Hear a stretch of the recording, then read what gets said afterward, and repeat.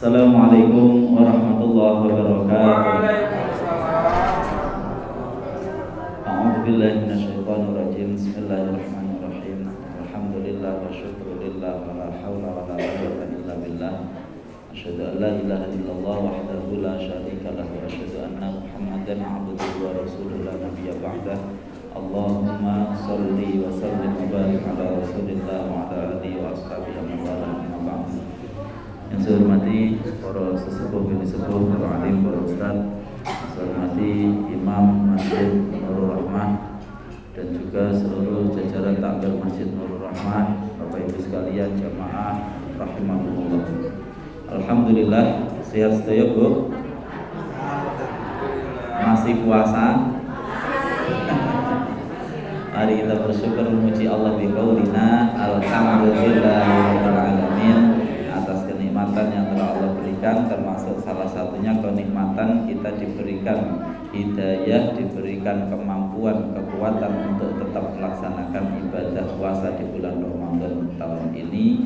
Semoga menjadi bentuk ketakwaan kita kepada Allah Subhanahu wa taala. Yang kedua, mari kita bersalawat pada Rasulullah biqaulina Allahumma salli ala Muhammad, Allahumma salli ala Muhammad, Allahumma salli ala Sayyidina Muhammad wa ala ali Sayyidina Muhammad. Bapak Ibu sekalian rahimakumullah, sore hari ini saya tak cerita saja. Mungkin cerita ini sudah berulang kali dengan dengar, tapi penting untuk kita mengambil ibrah sehingga di dalam kehidupan kita benar-benar kita upayakan untuk menjauhi sifat ini. Bulan Ramadan ini adalah bulan yang suci, maka tentu ini waktu yang tepat bagi kita untuk menyucikan diri. Salah satu menyucikan diri adalah dari sifat takabur. Dari sifat apa? Takabur, sombong. Yang lawannya itu adalah sifat tawadhu, yaitu berendah hati. Ada satu kisah yang kita semua ketahui bahwa Nabiullah Adam alaihissalam ketika di surga, beliau kemudian digoda oleh iblis. Iblis sebelumnya melakukan pelanggaran iblis napa? Tidak mau. Napa pelanggarannya iblis? Tidak mau sujud kepada Adam. Pelanggarannya Adam melanggar napa niku? Mengkonsumsi dari pohon yang dilarang.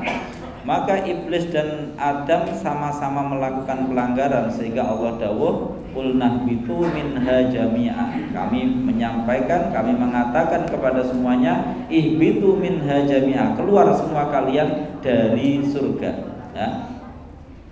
Ketika mereka semua diusir, ada dua kesalahan yang berbeda. Kesalahannya iblis, yaitu tidak mau sujud hormat kepada Adam. Alasannya iblis kenapa? Karena iblis mengatakan ana khairun minhu, saya ini lebih baik daripada Adam. Alasannya apa iblis? Jelas, khalaqtani min nar wa khalaqtahu min tin. Ya Allah, Engkau ciptakan aku dari api sementara Engkau ciptakan Adam dari tanah. Api dan tanah lebih bersih mana? Secara materi api bisa kotor napa boten? Kalau tanah bentuknya saja sudah nampak kotor. Maka si iblis ketika merasa lebih baik daripada Adam itu dia tidak buat-buat. Memang faktanya nampak seperti itu. Maka di sini nanti kita hati-hati bahwa kesombongan seringkali terkadang bukan karena dibuat-buat, tapi karena faktanya memang begitu. Saya lebih kaya daripada kamu, saya lebih berilmu daripada kamu, saya jamaah lebih banyak daripada kamu, saya jadi pejabat lebih lama daripada kamu, saya punya karyawan lebih banyak daripada, dan seterusnya. Jadi hati-hati dengan takabur, karena takabur ini seringkali terasa benar, kesombongan seringkali terasa benar karena berawal dari sesuatu yang nampaknya memang adanya seperti itu. Saya lebih ganteng daripada kamu, saya lebih cantik daripada kamu, saya lebih pinter daripada kamu, dan seterusnya. Memang secara faktanya nampaknya lebih, tapi apa yang dia lupa? Yang dia lupa adalah siapa di balik itu. Ya, jadi iblis padahal dia sudah tahu, engkau ciptakan aku dari api, engkau ciptakan dia dari. Seharusnya iblis itu kan ingat bahwa yang merintahkan dia sujud bukan Adam tapi siapa? Allah. Harusnya dia tidak melihat Adam tapi melihat Allah, tetap tunduk kepada Allah. Maka kalau panjenengan juga begitu, mungkin secara fakta kita tidak bisa mengelakkan fakta. Misalkan ada orang yang memang dia lebih pintar, ada orang yang memang dia lebih kaya. Tapi ketika orang itu mengingat Allah, dia ingat yang menjadikan saya kaya siapa, yang menjadikan saya berilmu siapa, perintahnya Allah kepada saya bagaimana. Nah ini yang dilupakan oleh orang yang takabur. Berikutnya ada Nabiullah Adam alaihissalam. Waktu itu Adam belum diangkat menjadi nabi, melakukan kesalahan, yaitu mengkonsumsi dari pohon yang terlarang.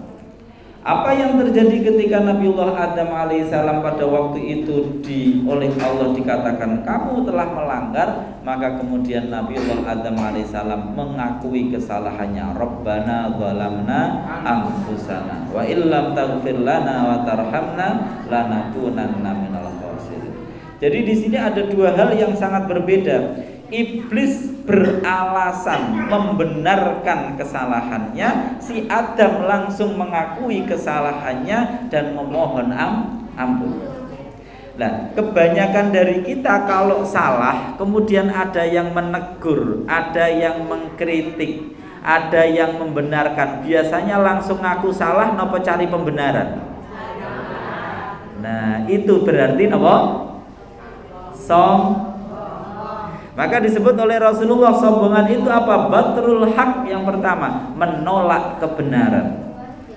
Nah, ciri pertama dari sombong apa? Menolak kebenaran. Kalau ada kebenaran datang, dia tidak bisa menerima kebenaran itu, bukan karena dia tidak tahu bahwa itu benar, tapi dia merasa lebih baik daripada yang memberitahu. Ini namanya apa? Kesombongan. Nah, ini termasuk yang dilakukan oleh orang-orang Bani Israel. Orang-orang Bani Israel sebelum Rasulullah SAW diutus menjadi nabi, itu sangat yakin sekali bahwa nanti akan ada nabi akhir zaman. Ya, bahkan disebut oleh Al-Quran itu ya'rifunahu kama ya'rifuna abna'ahum. Mereka itu mengenali Nabi Muhammad sebagai nabi sebagaimana mereka mengenali anaknya sendiri. Mengapa begitu? Karena di dalam Taurat itu lengkap sekali ciri-ciri nabi itu apa saja lengkap. Nabi itu akan begini lengkap.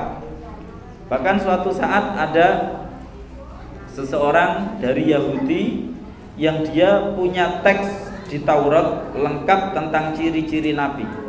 Kemudian dia perintah kepada anaknya, "Hai anakku, di Makkah sana ada orang yang ngaku jadi nabi. Coba kamu ke sana tanyakan kepada dia hal-hal berikut ini. Kalau jawabannya begini, nanti dia berarti nabi beneran. Kalau jawabannya tidak seperti ini, dia berarti hanya ngaku-ngaku jadi nabi." Akhirnya berangkatlah anaknya ke sana, benar menanyakan kepada Rasulullah beberapa hal sebagaimana ciri-ciri yang ada di dalam kitab Taurat. Dijawab oleh Rasulullah sebagaimana wahyu yang diberikan oleh Allah. Benar semua jawabannya. Si anak kemudian pulang bilang kepada ayahnya, "Wahai ayah, ini jawaban dari nabi itu ini, dan nampaknya dia memang benar-benar nabi." Kata ayahnya gimana? "Oh, oke, kalau begitu mulai sekarang mari kita berkampanye agar tidak ada orang yang iman kepadanya." Loh, itu kesombongan. Mengapa kok Bani Israel sampai seperti itu? Karena dari awal Bani Israel merasa yang paling layak untuk menjadi nabi itu keturunan mereka. Bani Israel, Bani itu artinya anak, ya, anak turun. Israel itu nama lain dari Nabi Yakub. Nabi sinten? Nabi Yakub itu nabi, putra dari Nabi Ishak. Nabi Ishak putra dari Nabi Ibrahim. Berarti Nabi Yakub putra seorang nabi yaitu Ishak, putra dari seorang nabi yaitu Ibrahim. Sehingga orang Bani Israel ini merasa dia itu keturunan para nabi. Sampai ke bawah nabi-nabi itu juga keturunan mereka semua. Mulai dari Nabi Yusuf, Nabi sinten wale, Nabi Musa, Nabi Isa, itu kan Bani Israel semua. Dari klan apa? Bani Israel.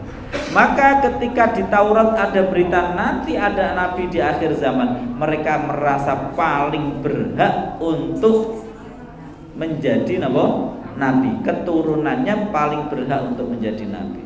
Lah ketika ternyata nabi itu bukan dari keturunan mereka tapi dari keturunan bangsa Arab, sebenarnya ini masih satu nyambung, karena bangsa Arab itu keturunan Nabi Ismail. Nabi Ismail juga merupakan putra dari Nabi Ibrahim.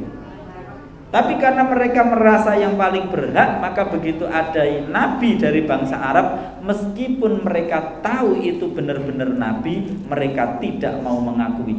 Bukan karena mereka tidak tahu, tapi karena kesombongan mereka. Maka hati-hati di dalam kehidupan kita sehari-hari. Kesombongan itu nampak sekali pada hal yang disebut oleh Rasulullah tadi. Apa itu? Takabur itu batrul haq. Yang pertama yaitu menolak kebenaran karena dia tidak cocok dengan kebenaran itu. Prakteknya dos pundi? Kalau ada seorang suami dinasehati istrinya, kok terus si sang suami ngomong kamu perempuan tahu apa, itu berarti suami yang sombong. Kalau ada istri dinasihati suaminya, kamu sendiri ngasih contoh nggak benar, berarti itu istri. Kamu sendiri jadi imam, jadi kepala keluarga belum baik, itu berarti istri yang. Kalau ada orang tua dinasihati anaknya, kamu anak kecil tahu apa, berarti orang tua. Dan seterusnya. Nah ini hati-hati.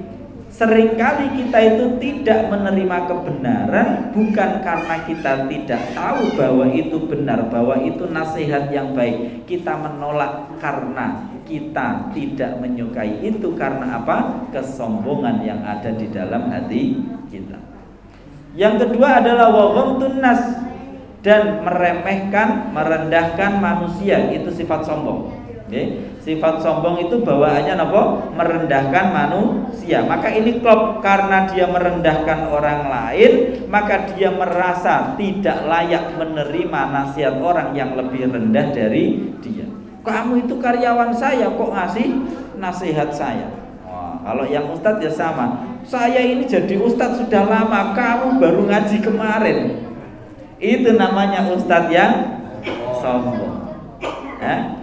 Lah ini hati-hati. Mengapa kok kita harus hati-hati? Karena orang yang ada di dalam hatinya kesombongan, meskipun sekecil apapun dia tidak akan masuk surga, akan dibakar dulu di neraka untuk menghilangkan kesombongan. Bapak Ibu sekalian rahimakumullah, untuk bisa menghilangkan sifat sombong, maka kita harus melaksanakan perintahnya. Apa itu perintahnya? Rasulullah SAW diperintahkan oleh Allah, wahfid janahaka lil mu'minin. Muhammad, kamu rendahkanlah sayapmu terhadap orang-orang yang beriman. Perhatikan, Rasulullah saja sampai diperintahkan rendahkanlah sayapmu. Jadi ini istilah majas di dalam Al-Quran.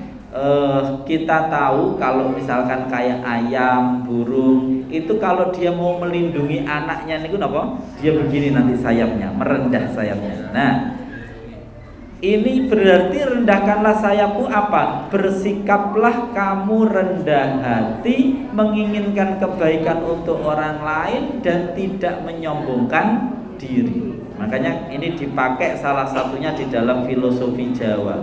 Orang Jawa itu kalau mau berjalan di depan orang itu dia akan nunduk. Nah, nunduk ini adalah sebenarnya itu ekspresi saja dari adanya ketawaduan di dalam hati. Maka para ulama mengajarkan kepada kita bagaimana caranya tawadhu. Caranya tawadhu dengan membenahi sudut pandang kita. Misalkan ketika kita melihat ada orang lebih sepuh, lebih tua dari kita, maka kita katakan, orang ini lebih tua dari saya, berarti Islamnya, imannya sudah lebih lama dari saya, berarti amalnya sudah lebih banyak daripada saya harus hormat kepadanya. Kalau kita melihat yang lebih kecil, oh anak ini lebih kecil daripada saya, lebih muda daripada saya, berarti dosanya lebih sedikit daripada saya, berarti saya harus hormat kepadanya. Kalau kita melihat orang yang berilmu, orang yang alim, orang ini berilmu, orang ini alim, pasti ilmunya telah tersebar kemana-mana, pasti dia telah mendapatkan banyak amal dari ilmunya, sehingga saya harus hormat kepadanya. Kalau kita melihat orang yang bodoh, bahkan ketika dia melakukan kesalahan karena kebodohannya, orang ini bodoh, maka kesalahannya mudah sekali diampuni oleh Allah. Beda dengan saya yang tahu, maka saya melakukan keburukan dengan rasa tahu, sementara dia melakukan keburukan karena ketidaktahuannya. Sehingga kita harus hormat kepadanya. Dengan membuat rasa yang benar seperti itu, kita tidak akan mudah sombong kepada orang lain. Ada sebuah kata mutiara yang disampaikan oleh Imam Ibnu Athaillah As-Sakandari. Sampai jam pinten niki? 50 ya. 55 masih nyampe. Ibnu Athaillah As-Sakandari menyampaikan satu kata mutiara, bahwa ta'atun maksiatun awrasat dhillan waftiqaran khairun minat ta'at awrasat izzan wastikbar. Suatu kemaksiatan, ini jangan sampai salah, suatu kemaksiatan yang kemudian memberikan efek rasa butuh kepada ampunan Allah, rasa rendah hina di hadapan Allah, itu lebih baik daripada ketaatan tapi yang ternyata memunculkan efek merasa tinggi dan merasa mulia. Saya ulangi lagi, ketika ada orang melakukan maksiat, setelah dia melakukan maksiat akhirnya dia merasa berdosa, merasa hina, sehingga dia memohon ampun kepada Allah karena dosanya, dibandingkan orang yang dia mungkin rutin jamaah, mungkin rutin berpuasa, mungkin dia rutin membaca Al-Quran, tapi karena amalnya akhirnya dia merasa tinggi, merasa hebat, merasa mulia. Yang maksiat tapi memunculkan rasa hina tadi, itu lebih baik daripada si pelaku ketaatan tapi dia merasa lebih baik, merasa tinggi, merasa suci. Sehingga Allah dawuh, fala tuzakku anfusakum, kalian jangan merasa sok suci, merasa sok suci terhadap diri kalian. Allahu a'lamu bimanittaqo, Allah yang paling tahu siapa yang paling bertakwa. Bapak Ibu sekalian rahimakumullah, maka penting bagi kita di bulan Ramadan ini, mari kita cek. Ketika kita sebagai orang tua, kita sebagai orang tua yang sombong atau tidak. Ketika kita sebagai anak, kita menjadi anak yang sombong atau yang tidak. Ketika kita menjadi tetangga, kita menjadi tetangga yang sombong atau tidak. Dan seterusnya. Suami yang sombong atau tidak, istri yang sombong atau tidak.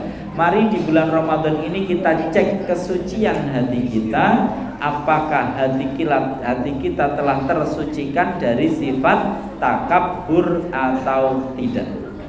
Allah dawuh bahwasanya kesombongan itu adalah selendangku. Ya, kesombongan itu adalah selendangku. Maka yang boleh sombong hanya Allah. Mengapa hanya Allah yang boleh sombong? Karena yang benar-benar memiliki hanya Allah. Sementara selain Allah itu tidak benar-benar memiliki, maka tidak berhak untuk sombong. Ya, kita semua ini hanya sebagai objek rahmatnya Allah. Wa faddalna ba'dakum ala ba'd. Sebagian dilebihkan oleh Allah daripada yang lain. Tapi kita hanyalah objek penerima, bukan pemilik. Mungkin ada yang lebih kaya daripada tetangganya, tapi kita sama-sama hanya penerima kekayaan, kita bukan pemilik. Ini yang perlu kita ingat-ingat di dalam kehidupan kita. Jangan sampai memunculkan rasa sombong, jangan sampai memelihara kesombongan.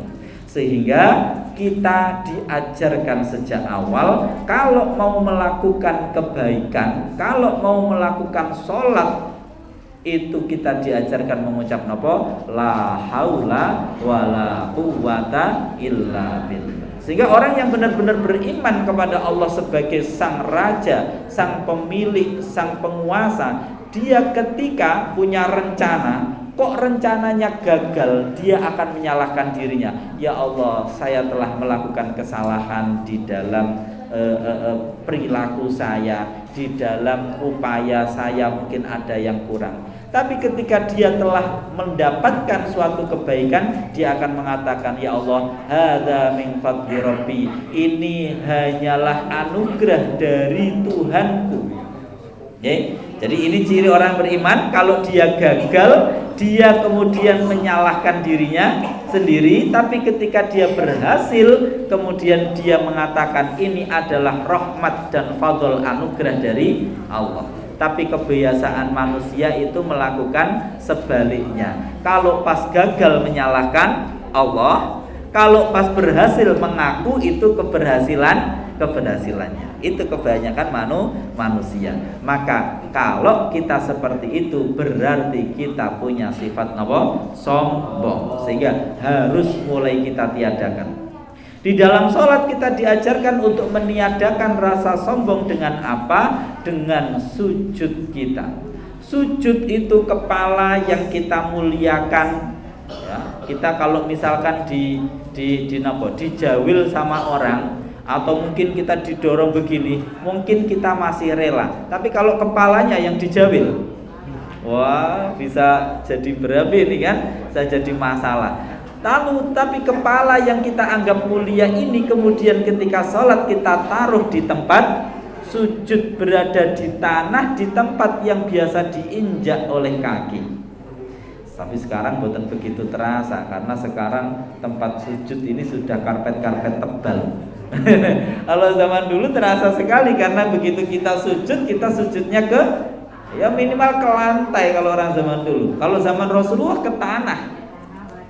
Era sekarang sajadahnya sudah tebal-tebal, udah sajadah masjid tebal, bawa sajadah lagi, jadi lebih tebal. Ini kadang tidak terasa. Maka penting untuk bagi kita mengingat kembali filosofi dari sujud. Sujud itu merendahkan tempat tertinggi kita, mahkota kita, kepala taruh di tempat serendah-rendahnya. Nah, manfaat orang yang bisa sujud, merendahkan diri di hadapan Allah, tawaduk kepada orang lain, dia manfaatnya apa? Dia akan mudah sekali mengambil kebaikan dari manapun. Rasulullah dawuh, al hikmatu dholatul mukmin. Hikmah, kebijaksanaan, ilmu itu adalah seperti barang yang hilang dari orang yang beriman. Jadi kalau kula panjenengan kok iman tenanan, kalau ada suatu kebaikan harus kita rasakan itu barang kita yang hilang. Maka kita harus mengambilnya dari manapun itu keluar, meskipun keluar dari mulut seekor anjing. Contoh ibu-ibu, kalau punya cincin bu, cincin beratnya 20 gram. Wonten boten? Oh gelang lah ya, gelang apa cincin lah terserah, 20 gram misalkan. Walau 3 kurang banyak. 20 gram berharga sekali. Oh, berharga sekali. Terus kemudian kecemplung ke septic tank, Bu. Kira-kira digali boten septic tanknya? 20 gram, 24 karat. Oh, 1 gramnya 1,5 juta, berarti berapa? 30 juta. Masuk ke septic tank, dibongkar napa mboten? Lah, meskipun dia bercampur dengan apapun, itu kita ketahui itu sesuatu yang berharga. Orang yang beriman kalau mendapatkan nasihat kebaikan, dia akan merasa ini sesuatu yang berharga milik saya. Maka dia nggak peduli keluar dari siapapun, dia akan ambil. Sehingga dia akan mengikuti dawuh Kanjeng Nabi napa? Ungzur ma qala wala tangzur man qala. Lihat apa yang diucapkan, jangan melihat siapa yang mengucapkan. Kadang kita ngaji seperti ini ada materi, ini materi sudah itu kemarin. Itu namanya kesombongan. Orang yang sombong itu seperti tanah yang tinggi. Dia tidak akan bisa menjadi penampung air. Orang yang rendah hati seperti tanah yang legok, maka air dari manapun akan masuk dan dapat ia tampung. Maka kesombongan itu akan membawa dampak apa itu? Kita tidak bisa menampung ilmu yang manfaat, tidak bisa menampung hidayah. Itu kesombongan. Sebaliknya, kalau kita tawadhu, jangankan kok sesuatu yang baik, kotoran sekalipun bisa dimanfaatkan oleh tanah untuk menyuburkan dirinya. Kita lihat kalau di desa ada comberan, ada peceren. Peceren comberan itu bau, itu kotor, tapi tanah yang baik bisa memanfaatkan itu, justru menjadi tanah paling subur. Demikian kajian kita pada sore hari ini. Intinya, mari di bulan yang suci ini kita belajar menyucikan diri kita dari sifat sombong. Apa sifat sombong? Batrul haq wa ghamtun nas, yaitu menolak kebenaran dan merendahkan orang lain. Demikian, mohon maaf jika ada kurang lebihnya. Ihdinas siratal mustaqim. Wa'alaikum astaghfirullah li wa lakum. Assalamualaikum warahmatullahi wabarakatuh.